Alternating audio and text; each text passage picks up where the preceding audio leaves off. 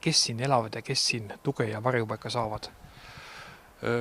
Meie asutus kui Haapsalu hoolekandekeskus on meil asenduskoduteenus ehk siis lastekoduteenus ja täiskasvanuteenus erivajadustega noortele. Noored vanuses kuni 27 eluaastat. Aga asenduskoduteenusel on siis lapsed, kes kuni 18 eluaastani või siis lapsed, kes veel täna koolides õpivad ja senikaua, kui nad koolis õpivad, senikaua nad on asenduskodus ehk siis lastekodus. Aga selles mõttes on paralleel ja sarnasus tavaliste peredega, et nad valmistuvad ennast eluks ette, lõpetavad koolid ja kui see ettevalmistus on tehtud, siis nad lähevad iseseisvalt ellu ja enam meie maja elanikud ei ole. Kui tihti meenutatakse seda möödunud õnnetust? On see teie majas veel jutuks olnud? Jutuks on ikka olnud ja üks on kindel, et see on jälg ajaloos ja seega nii jääb. Inimestele jääb see päev alatiseks meelde, kes sellel hetkel siin töötasid. Aga loodan, et viimane aasta oma suurte muutustega, majadesse kolimistega ja teiste keskkonnaga on seda haava ikkagi parandanud. Aga üks on kindel, ega ajaloo vastu ei saa ja seda 2 aastast tagust sündmust eitada ei ole võimalik.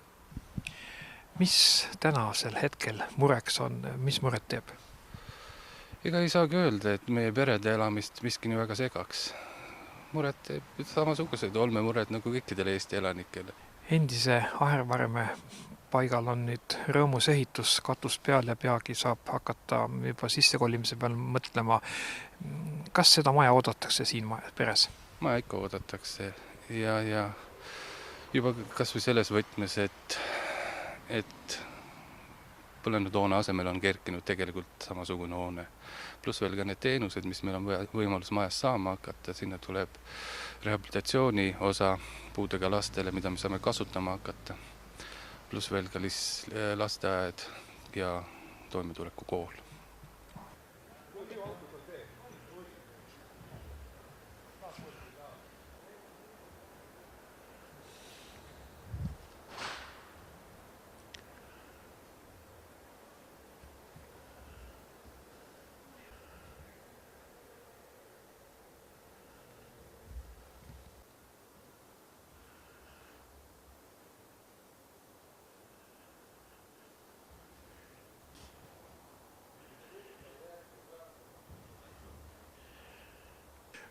Millega on tegu? Kas see maja on täpselt samasugune kui eelmine või on siiski erinevus?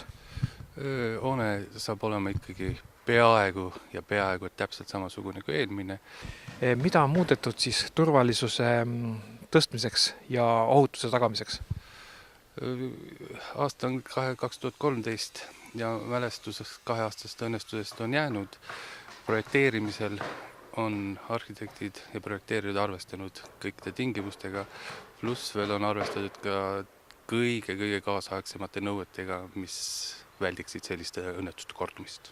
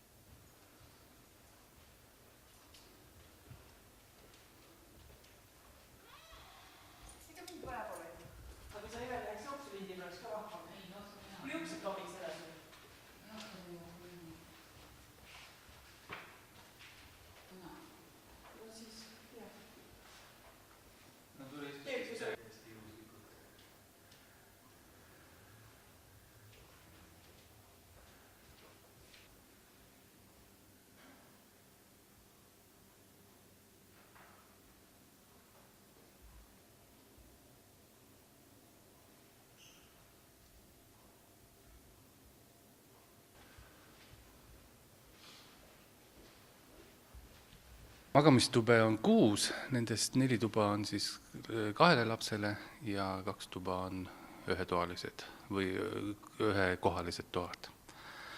Lisaks on lastele arvutituba, kus nad saavad siis arvutimänge mängida, arvutit kasutada, koolitööd teha ja kasvatajatele tööruum. 3-aastase lapsega.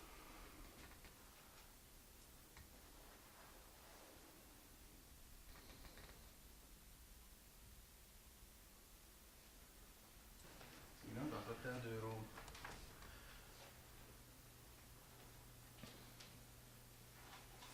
Milline on lastel kõige meelistegevus, millega nad kõige enam tegelevad ja mida nad ootavad?